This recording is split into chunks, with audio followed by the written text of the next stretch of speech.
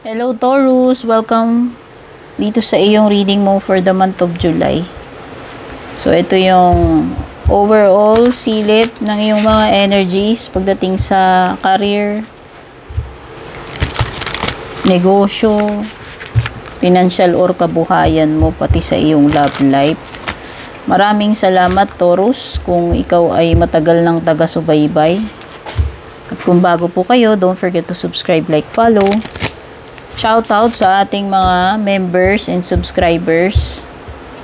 Yung mga names nyo, i-flex ko na lang po sa dulo ng ating reading. Yung mga interesadong mag-inquire, mag-book ng personal reading ko, pakibasa na lang yung description ng video. Lahat ng info na kailangan nyo nakalagay dyan.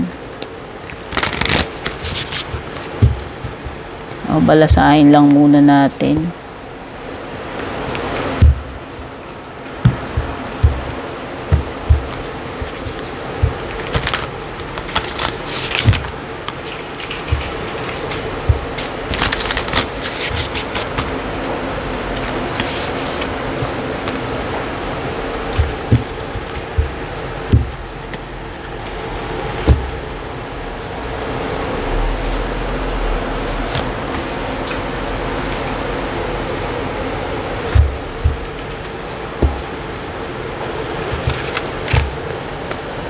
Kuha tayo ng isang overall energy sa bawat theme ngayong August.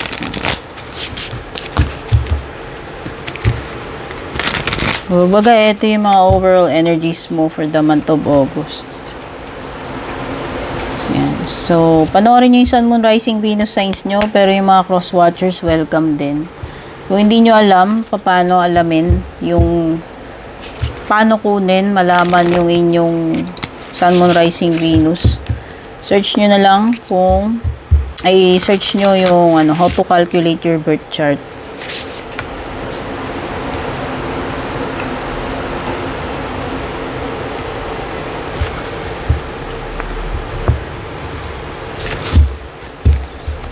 Okay, buksan na natin to. Autumn, release the old and rest.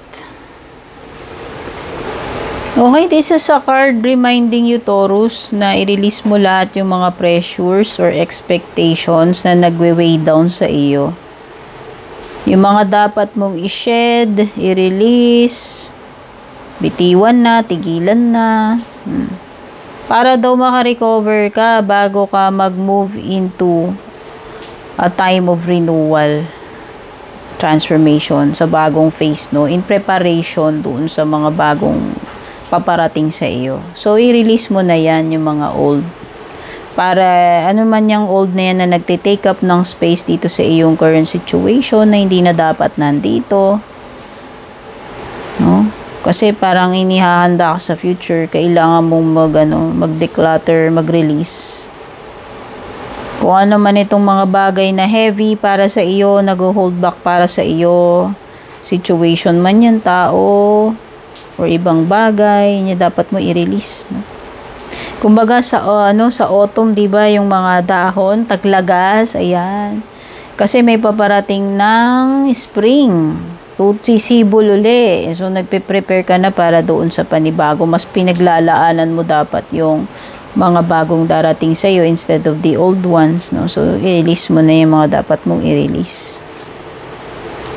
Okay, stop trying to hold on sa mga hindi na dapat pang i-hold on. Pwede mo kasing tinatry i-control yung reality, pero hindi naman nagwo-work. So, it's time to release, no? What you really need to release. Kapag ni-let go mo yan, nagme-make space ka para doon sa mga bago na pumasok sa buhay mo. And ikaw ay ginaguide ng iyong mga angels and nature, no, to release whatever is stopping you from moving forward. And kaya mong gawin yan.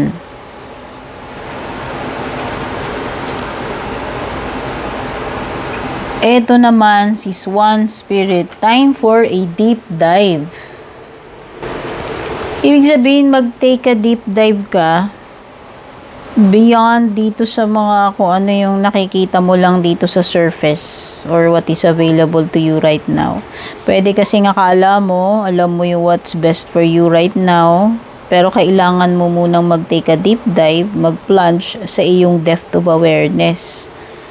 Kasi pwedeng merong knowledge na hindi ka aware, hindi ka aware na meron ka pang mga madidiscovery. No, kumbaga titignan mo what lies beneath. Hindi sapat lang yung nakikita mo dito sa outer surface. Kailangan mong mag-take ng deep dive. Alamin kung ano yung nasa ilalim, no, na hindi na natin nakikita dito sa surface, no. So yun yung reminder sa iyo netong card na ito.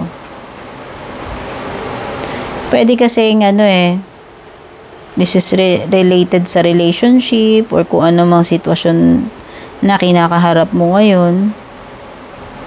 Kumbaga, pwedeng ito lang yung nalalaman mo, nakikita mo, pero meron pa palang something lurking sa ilalim, no, na kailangan mong ma-discover. So, yun yung sinasabi dito na kailangan mong ma-find out. Kumbaga, wag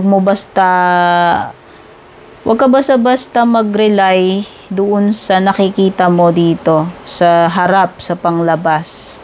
You need also to know kung ano yung, kumbaga, underlying. Hindi lang yung mga nakikita dito sa ibabaw. Okay, this is an indication na pwedeng may madidiscover ka. Like an underlying problem. No, halimbawa, hindi mo alam, wala ka nararamdaman pero may sakit ka pala, na-discover mo na ganito, ganyan. Basta hindi lang about health, ha. Pwedeng sa ibang bagay na akala mo okay lang. Sa panglabas, yung pala may problema pala sa loob, no? Deep inside pala may problema. Ikaw o yung tao na yun o yung sitwasyon, akala mo okay lang. So, ito yun. Advice sa iyo para malaman mo kung ano yung mga hidden. Pagdating naman sa iyong career, business, or financial, okay, so may two-faced person. May person dito sinasabi may dalawang nature siya. So, wag ka basta magtiwala. Ayun na nga. Sinasabi rin nitong swan spirit yun, di ba kanina, na parang wag kang magtiwala sa outer appearances, mapatao man yan or situation.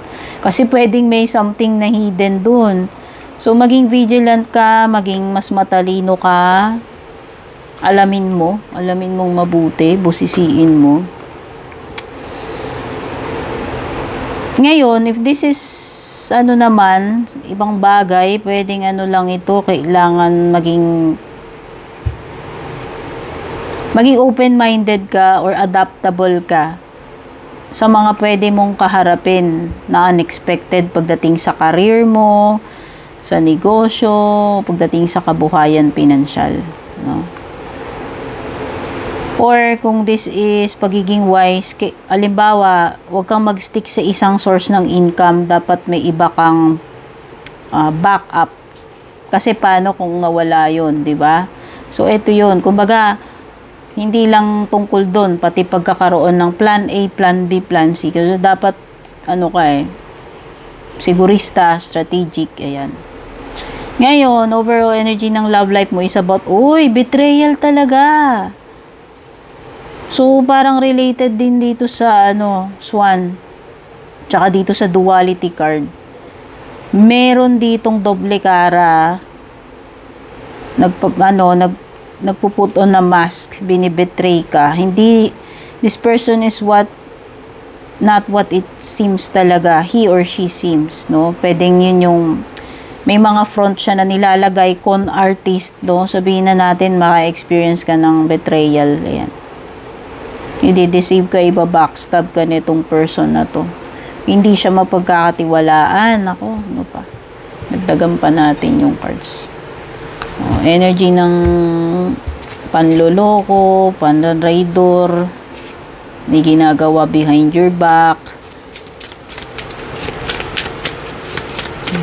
Baka yan yung mapapala mo dito sa jowa mo, sa person mo ngayong August, no? Ay, naku. Merong pagbe-break dito sa sa rules ninyo, sa relationship. Oh, may mga lumalabag doon sa mga hindi dapat gawin or possible na magkaroon ng breakup, divorce, and contract, no? Nako. Pagbe-break ng promise, so, syempre, di ba ganun yun, nanumpa tayo sa altar kung kinasal tayo na ikaw lang ang mamahalin, magiging faithful sa'yo through thick and thin, in sickness and in health, di ba? Na mangako in all sumumpa pero hindi niya tinupad yung pangako niya. Ngayon, binibreak niya, niloloko ka, binitray ka, yan. This is a betrayal, a breaking of vows, no? Kumbaga, binrake mo yung contract, binrake mo yung promise, binrake mo yung pinangako. Sino man sa inyong dalawa.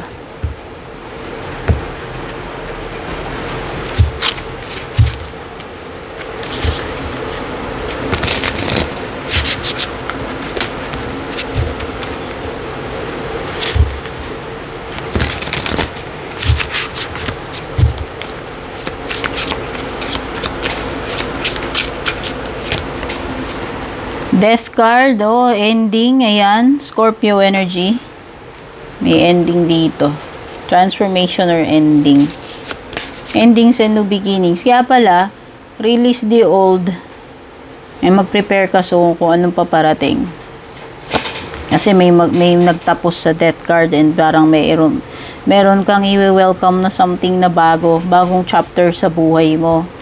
Queen of Swords, yan, Gemini, Libra, Aquarius, no? Ito, Scorpio. Kung meron mga Scorpio dyan. Meron ka ring 8 of Wands dito.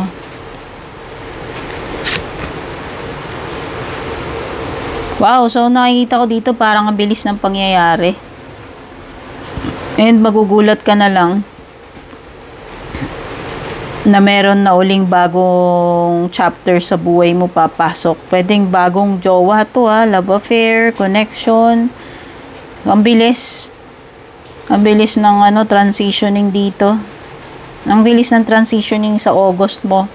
And in terms of career, sa love life, sa kabuhayan, may mga pagbabago dito. Okay? May mga pagle-let go, may ending, may bagong darating sa'yo. This is Queen of Swords, divorce, no? So, parang may strong energy dito ng, merong something puputulin na ika-cut off sa buhay, hiwalayan, divorce, yan. Pero meron ding papasok, no? So, yung mga nadedetect ko. Halimbawa, ang bilis ng pangyayari pagdating sa career mo, nag-end yung contract mo, or nag-resign ka, o merong something na nag-end, tapos may bago uling paparating, no? Magugulat ka na lang na you are back on track again, you are on your feet, panibagong pakikisama, panibagong relationship, panibagong contract, no? So, ang bilis ng transition, nakikita ko na magiging very productive and active din with the 8 of Wands, no? There not just one opportunity yung pwedeng dumaan sa iyo, and you need to grab itong opportunity na to kasi mabilis lang itong dadaan So you need to be ano ba tawag dito, yung hindi tutulog-tulog yan. Kasi baka mapalampas mo yung opportunity mo.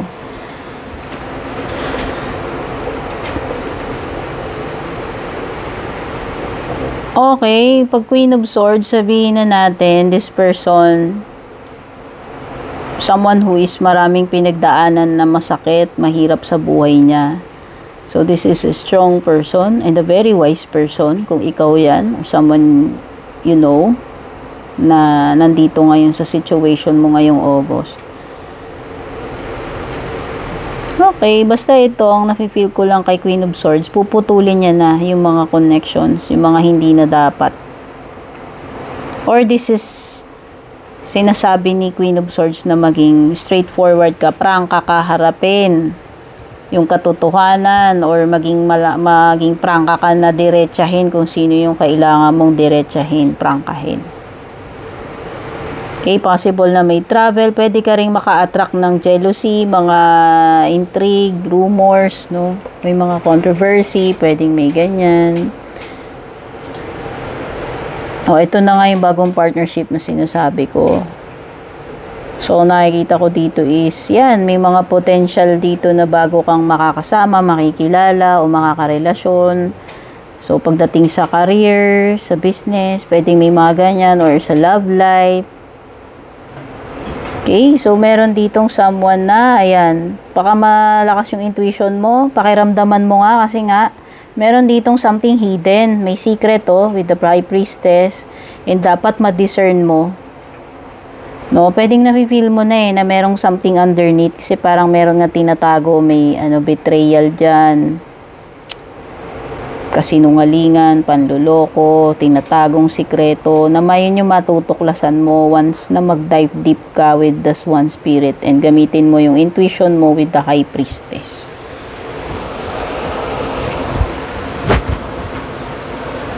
The High Priestess is also an energy ng someone na kalmado kahit na may storm, no? Ito yun pagiging kalmado kahit under pressure, or someone na tahimik, wala siyang sinasabi.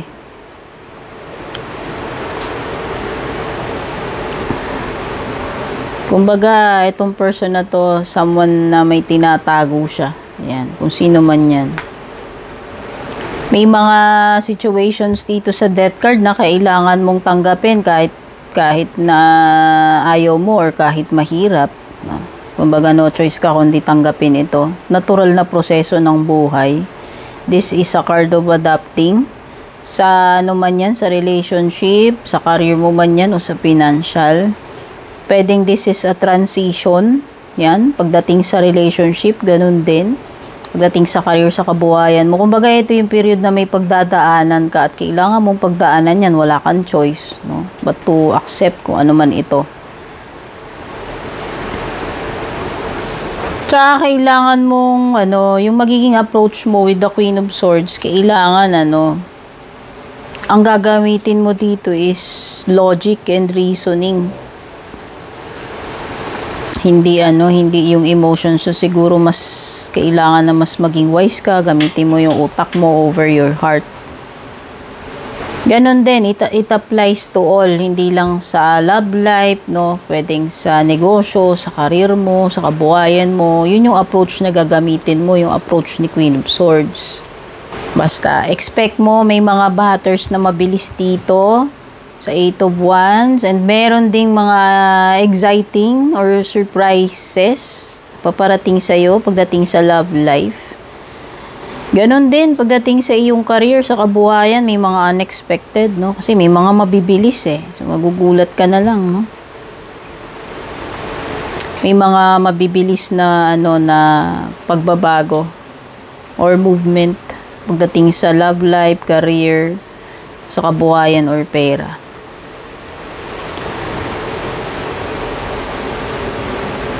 Sabihin na natin, pagdating sa pera, may mga unexpected na gastusin. Kasi may paggalaw Marami siyang movement, whether sa career mo, sa pera, kabuhayan, o sa love life mo man yan. Speaking, kasi 2 of Cups yan. Pwedeng, sabi ko nga, may mag-e-end dito, pero parang may magsisimula dito na connection o relationship.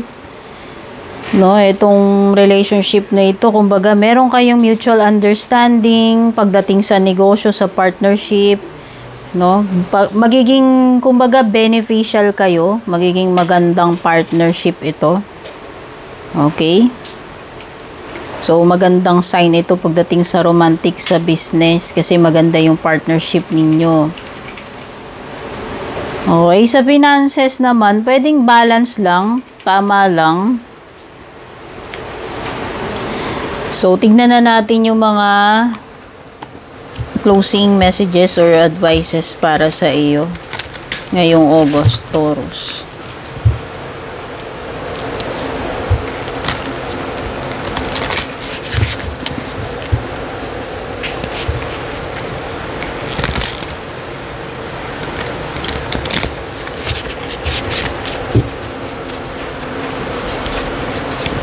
Unang card mo, release, listen, growth.